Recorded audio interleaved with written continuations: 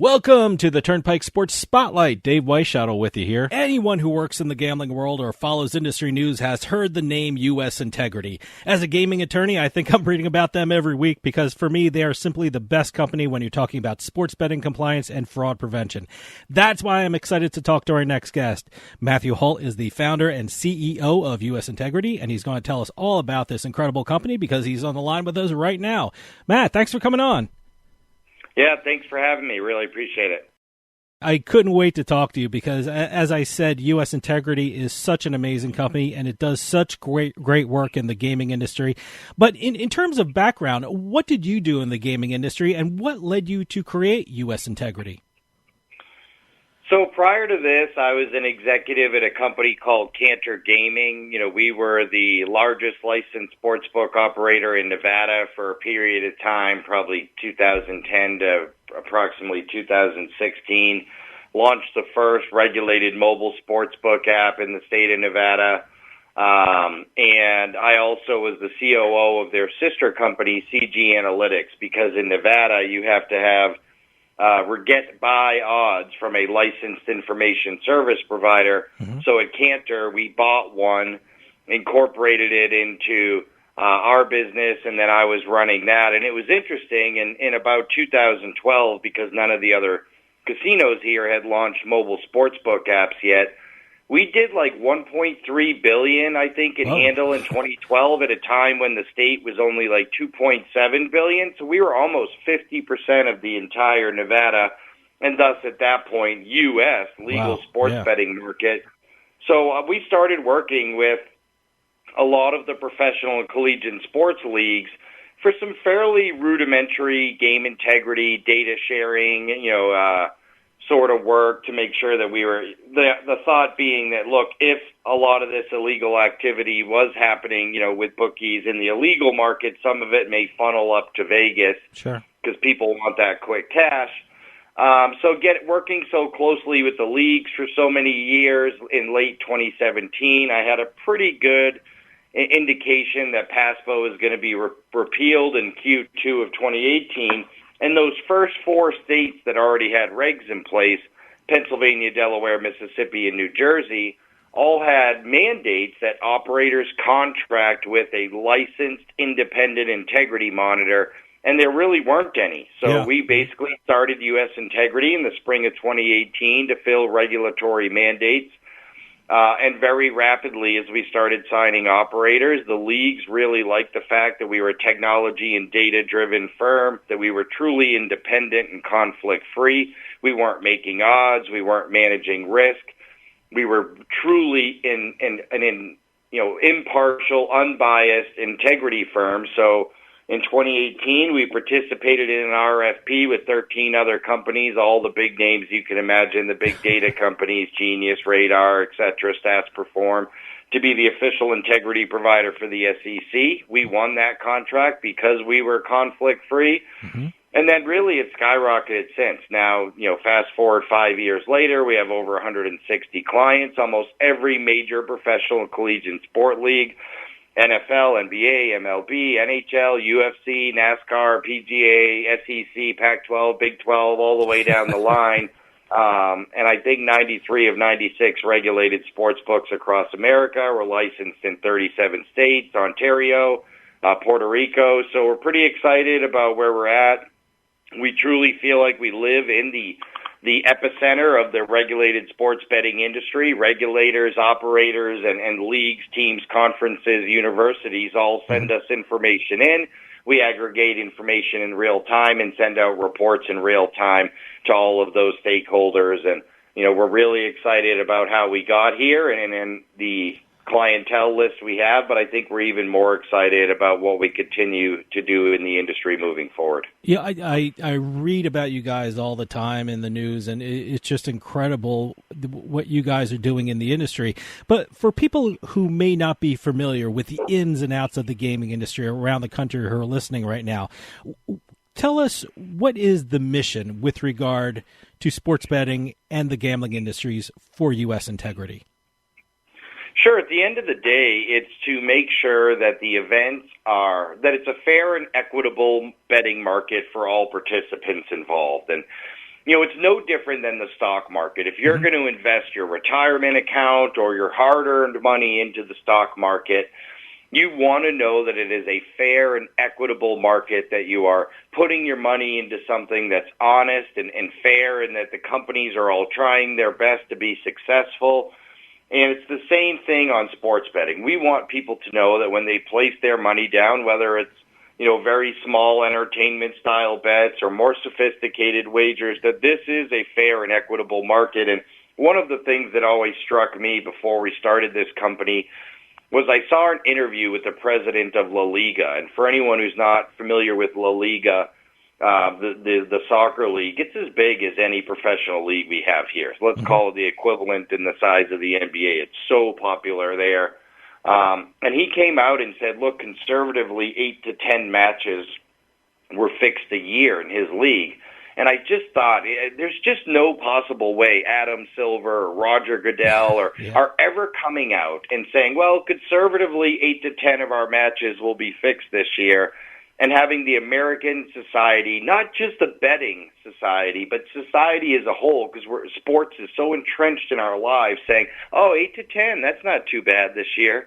That's just not who we are. We're not going to take that. But in order for us to say, hey, that's a standard we can never get to. We can never get to that being the standard. It takes commitment from all sides. We call it information, cooperation, collaboration. We need to get as much information as possible in real time.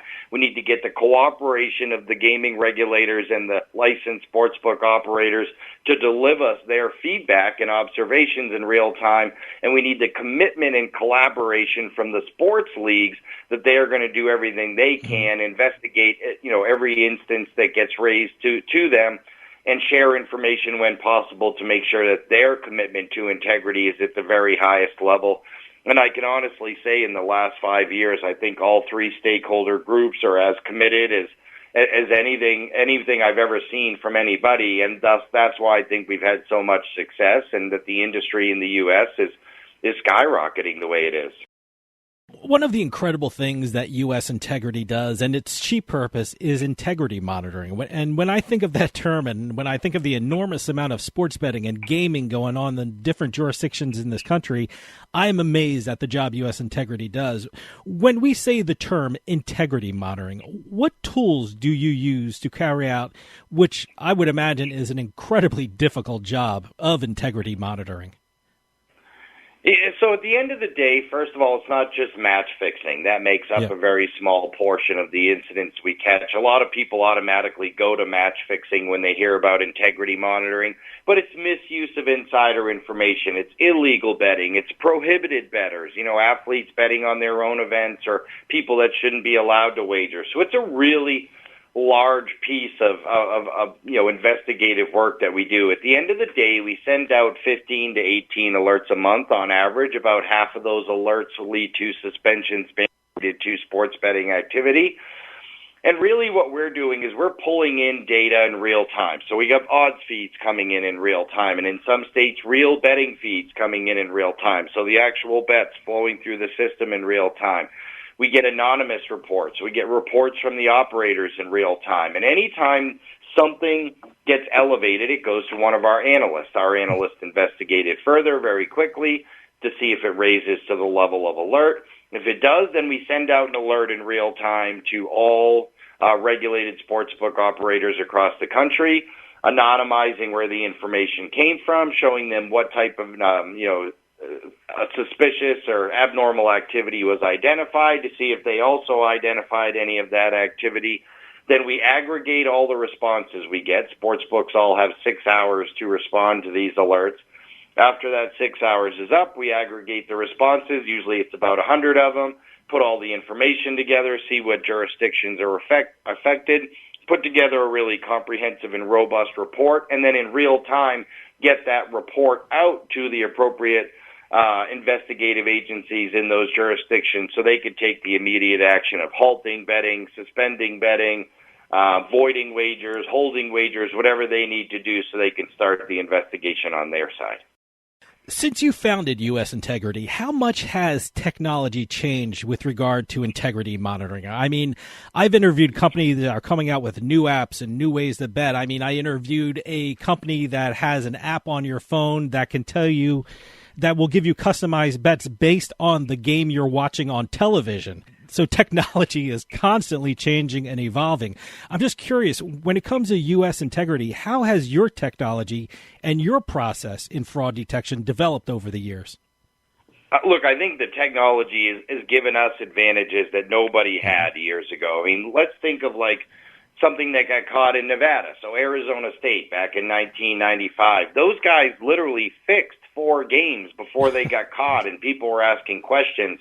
But now, because we could see interstate wagers and people coming in from different jurisdictions and data coming in real time, most times we're going to catch these things on the very first attempt. And it's not just the technology on our ability to ingest, identify, use AI to identify different types of abnormalities on different markets, but the ability for people to communicate with each other, to get information to us, have that information redisseminated and back to us again, aggregated within minutes, is just amazing now. So we have all these advantages that folks didn't have. And you have to remember, every time somebody logs into a regulated sports betting app in any state, so the rules are a little different in every state, in terms of integrity monitoring and data sharing and all this stuff, but where they're not different in any of the states is around geolocation. Okay. So the second you log into a regulated sports betting app anywhere in the country, you're geolocated to a 3-foot radius. So if you're at a team facility or a practice, you're at the arena at a time when there's only team personnel there, players, coaches, trainers, etc., it's pretty easy to identify when folks are betting in a situation where they shouldn't be betting. And so I think technology has certainly made our lives easier, our ability to identify things better. And what we're seeing right now is the system is working. And because the system is working, we're seeing a big wave of people getting busted lately. You know, we saw all these schools, Iowa State, all the NFL players, Alabama, Cincinnati. But at the end of the day, we have to remember sports betting is new to a lot of these professional and collegiate athletes, coaches, stakeholders, etc. And as they start to learn and understand that you are geolocated, that all your information is there when you signed up for this account, that you're being tracked every second you're on this app, I think we're going to start to see some of those that don't have malicious intent. They're not trying to fix matches. They're not trying to manipulate games, but rather they're just sort of not following the rules because they may not have fully understood them. I think we'll start to see those instances really start to go down quite a bit, and we'll get back to focusing on people that are trying to manipulate events or are, the ones that are causing problems trying to fix games, and we could spend more time focusing on that. But I never take all of the recent incidents as, oh, wow, this is happening because sports betting is legal. No, this is happening because the systems, the protocols, the guardrails we put in place are working. This is the proof that they're working, and I think that's the best deterrent that there is. You predicted my next question. Different states have different rules and regulations. I'm wondering, for U.S. Integrity, does the process of detection differ when it comes to different states, or do the tools and the process that you employ work across all jurisdictions? They tend to work across most jurisdictions, but you're right, the rules are drastically different. Our ability to get data in real time is drastically different. And one of the things we have to remember about the U.S. is it's not just 50 states, 50 sets of rules, and really 52, because let's include the District of Columbia, who has sports books, has their own sports betting lottery, has a sports book in an arena that has a professional basketball and hockey team. Puerto Rico as well. Many of the U.S. operators are now licensed in Puerto Rico, operating there as we are. But anyway, it's not just 52 states or 52 jurisdictions, 52 sets of rules. When you factor in the over 240 tribal jurisdictions across the country, And the fact that each of them has negotiated their own compact, which is basically their own gaming laws. We literally have almost 300 gaming jurisdictions with 300 different sets of rules. And one of the things we talk about when we do a lot of the education and awareness training we do, especially on collegiate campuses, is identifying whether it is a law or a reg violation to bet on your own events in that particular state. Because what some athletes don't realize, in some states, if you bet on your own event, you actually just violated the law and now are subject to criminal arrest. Well, that's a heck of a bigger deterrent than you might be suspended for 6 months or for a year, or in college you might lose your senior season.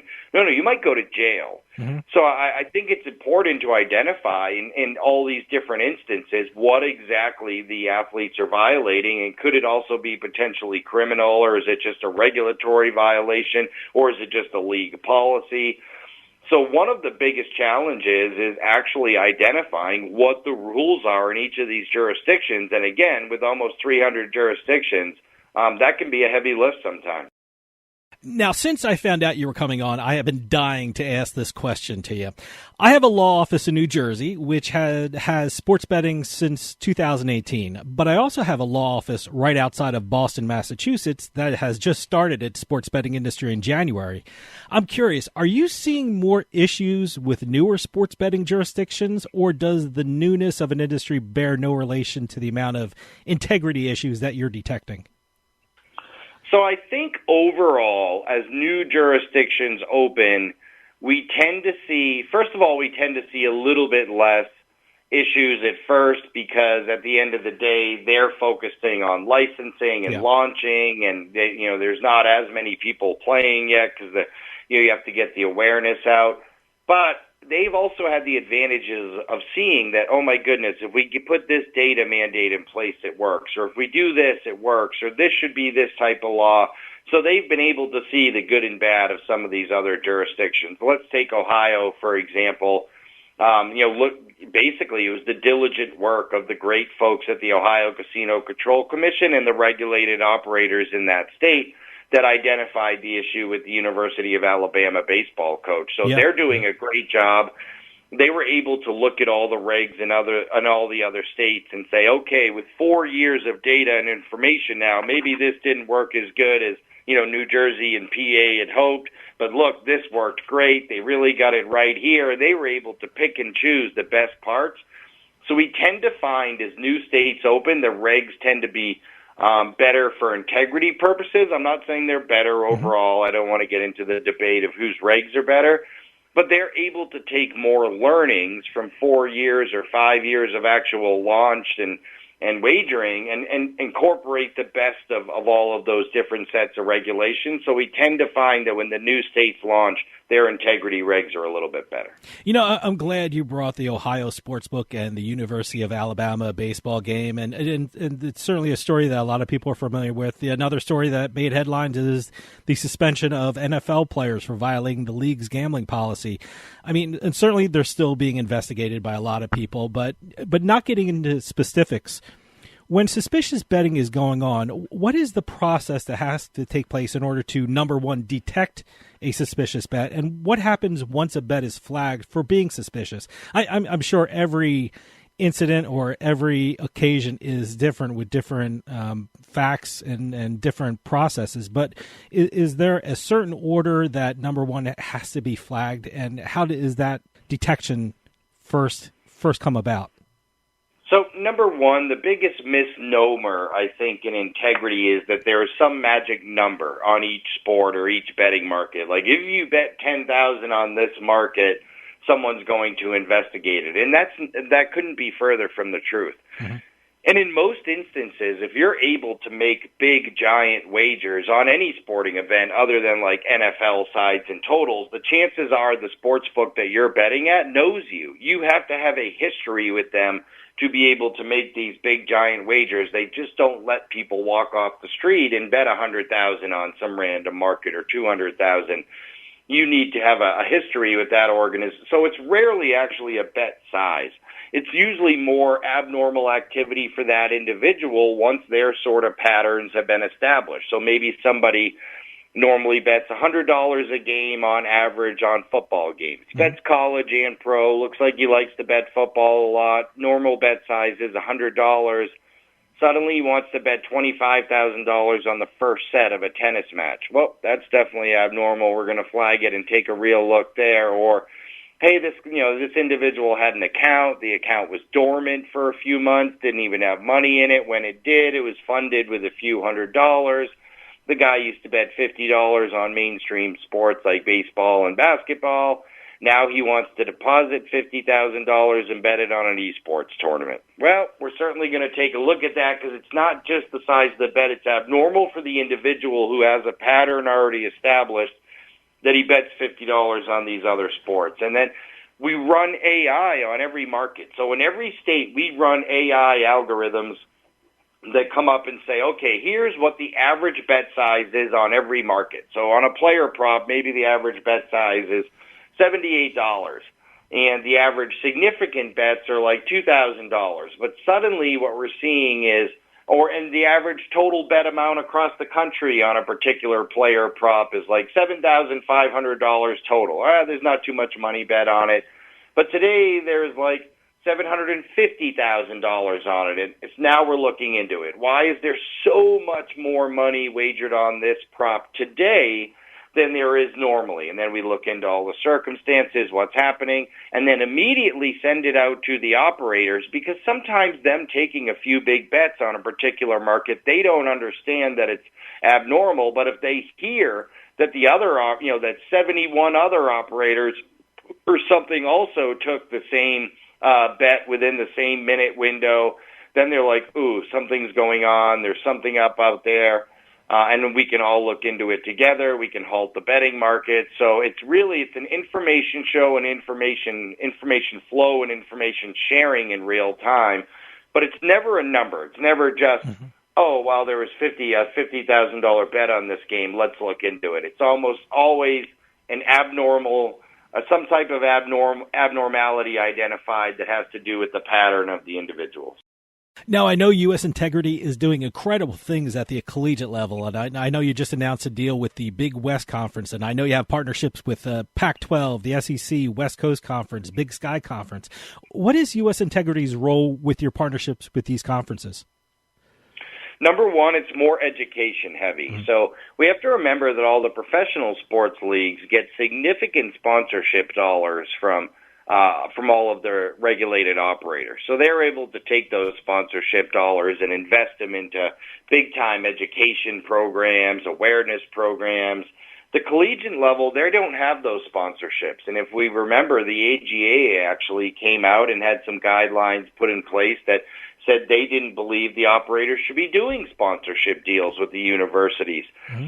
So not only are the universities held to sort of the same high standard in the U.S. because the number one and number three most wagered on events are collegiate, March Madness and the CFP playoff, but they are not getting any additional income for those. So they're a little more hesitant sometimes to embrace and engage with sports betting because they're not seeing any revenue back from it directly. But they're still supposed to invest in addiction treatment, education, awareness, integrity monitoring. So with them, it's a little, and at the end of the day, we all have to remember that almost every single collegiate administrator has been told throughout the entirety of their career, stay away from gambling, it'll crush you. Yeah. We've seen coaches suspended for participating in March Madness brackets, never mind betting on their own events or anything. So at the end of the day, it's heavy education, it's heavy awareness, and then it's an understanding. It's sort of not just education in the formal sense, but making sure that you work with the same folks all the time so that they understand what the regulations are in their jurisdictions. They understand what betting really means, that when we see the different types of activity, what's normal, what's abnormal. So it really is, it's a heavier lift up front, because there's more education involved, because most of these collegiate folks have no idea about betting. Well, like I said, U.S. Integrity is always in the news, and a couple of days ago I received a press release announcing a partnership with the University of Illinois Division of Intercollegiate Athletics. Tell us something about that partnership. Is that education heavy as well, as you said, with the other conferences that you're working with? Sure. So that partnership, like many of our collegiate school partnerships, is sort of a bundle of services. So that bundle includes education, both mobile and on-site education. So we'll at least once or twice a year, I think, be on-site at the University of Illinois talking to the student athletes. You know, it's such a fluid movement now in college athletics with the transfer portal and people graduating, new freshmen coming in, that, you know, being on campus, talking to the student athletes every year makes a big difference. It includes integrity monitoring of every event at the University of Illinois that actually has wagering at a regulated sports book. We all think about, men's and women's basketball and football as the main sports, but we saw huge upticks in college baseball betting this year, college softball, wrestling in the Midwest, soccer, golf when it gets to the levels of the NCAA tournament. So there's a lot of actual wagering activity in collegiate athletics. We monitor any of their events that have wagering at any regulated book across the country, you know, the different states with their player props and all of those rules. So heavy integrity monitoring, heavy education, and then participation in a program we call ProAbet, which is we use double encryption technology. So schools, leagues, teams, etc., we give them an app, basically software on their servers, that as they upload their own lists of players, coaches, trainers, equipment managers. Those lists are encrypted before it ever leaves their server. So nobody sees the names of who's on those lists. Not us, not regulators, not the operators. And then on the other side, we do the same thing with regulated sportsbook operators. And when individuals at the University of Illinois or any, participating league or team in the ProAbet program attempt to make a wager on one of those events, it tells them that they're prohibited from doing so, and then it sends an alert to both the University of Illinois and the operator where the bet was attempted to be placed in real time so that they know. And the whole goal of ProAbet is, let's stop these athletes. Think of the issues we've seen recently with the NFL, at Iowa State. Well, rather than busting people after, which isn't what we want to do, let's stop it at the root before the bets even happen. So now because the bets aren't going through, no one's actually violating the regs, and now the league can handle it the way they want to. And that's part of the bundle for the University of Illinois, and very similar to what we do with most of the universities we work with across the country.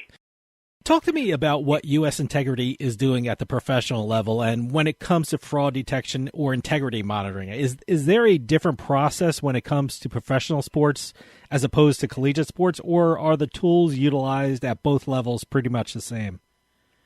They're pretty much the same, other than the fact that at this point, the professional has a much wider, more international base. So we have, the NFL plays games in Germany and Mexico and the UK, and thus we have to monitor the wagering and activity in a lot of different jurisdictions. So, as we see the NBA and the NFL and so many of these sports expanding internationally at a wider level, the amount of coverage we have to make sure that we're getting in all of these different countries and jurisdictions is much more expansive in the professional side than it is at the collegiate side at this point, but the tools, the processes, the procedures are all pretty much the same.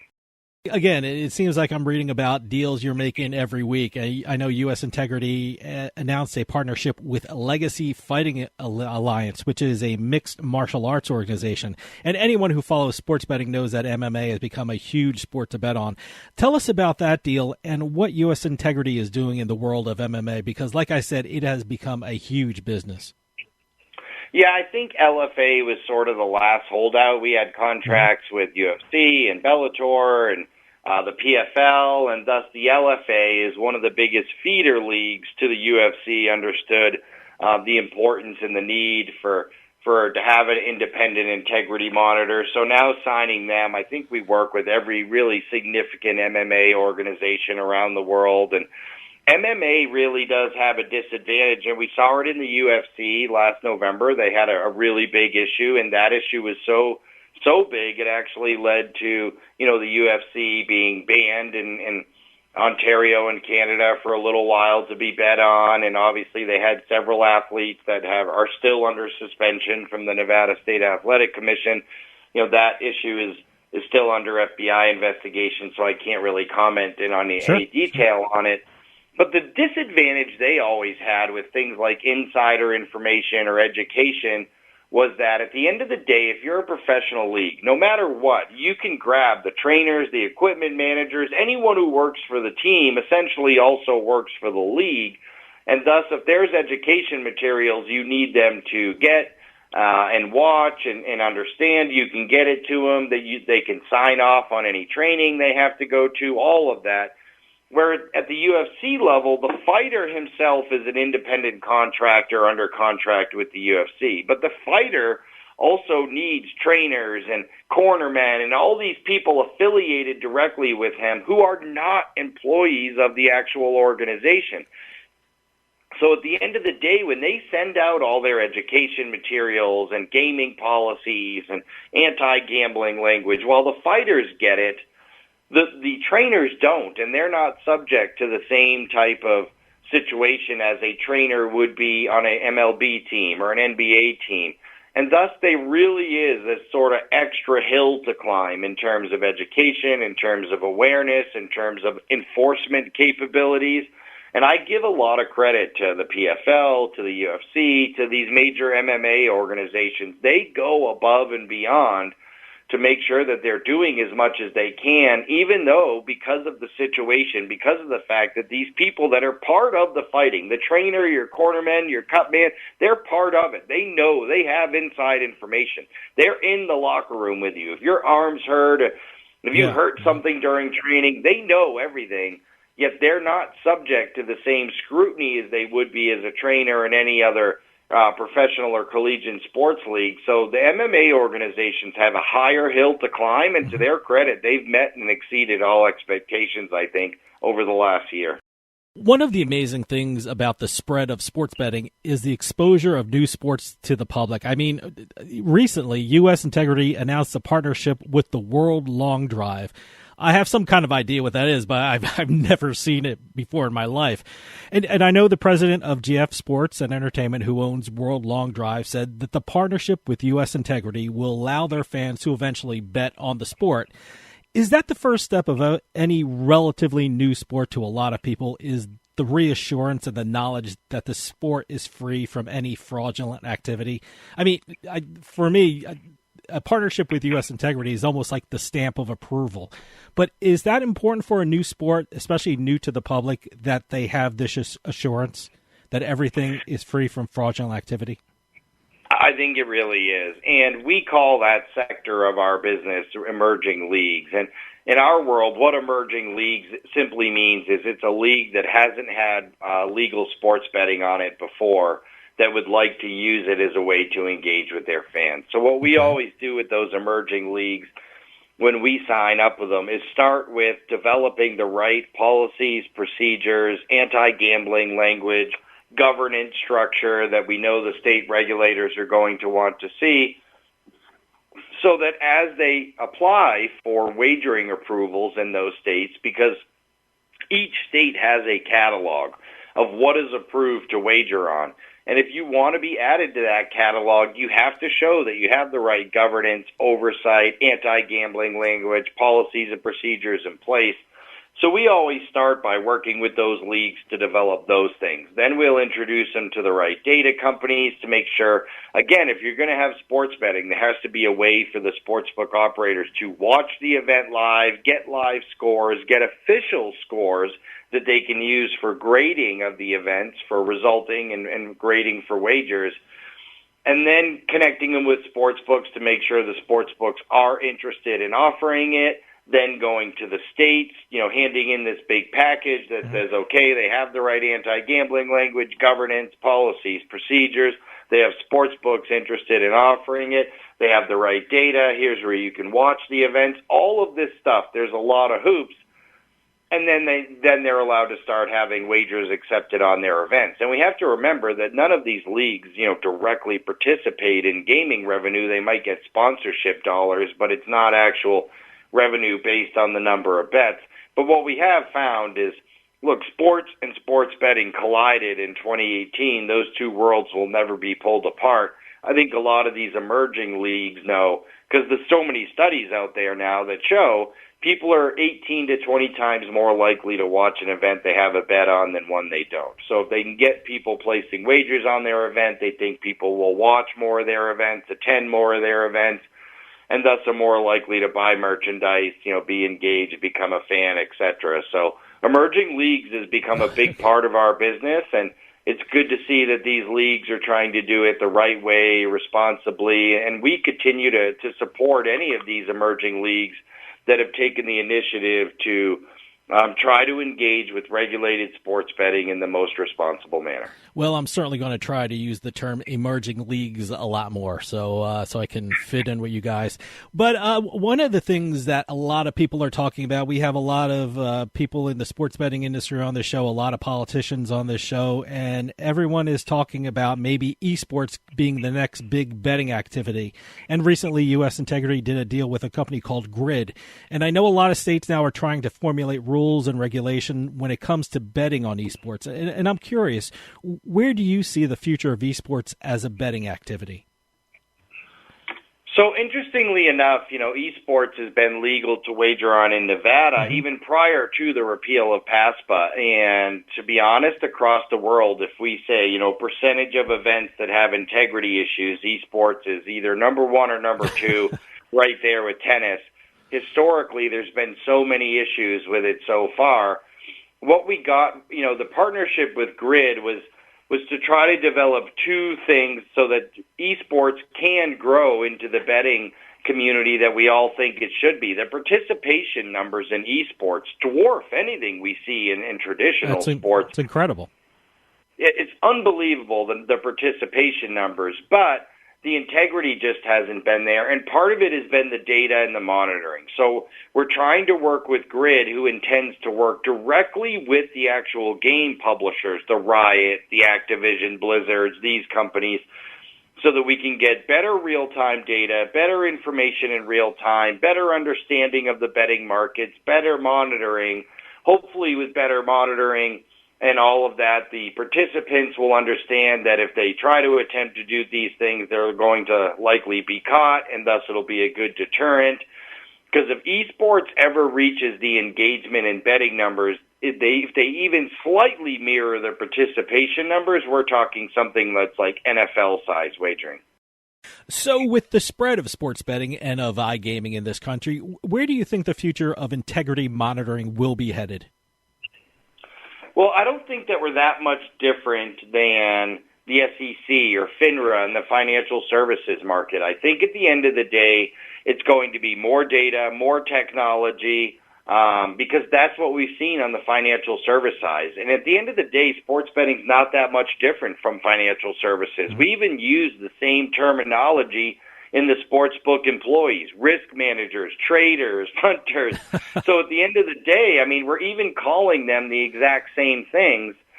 So why don't we use the same exact standards? Every single trade is examined independently by an SEC or a FINRA. And at the end of the day, it should all just be data coming in real time, with systems, identifying abnormalities, not people, and then using our people to talk to people on the other side when these abnormalities are detected.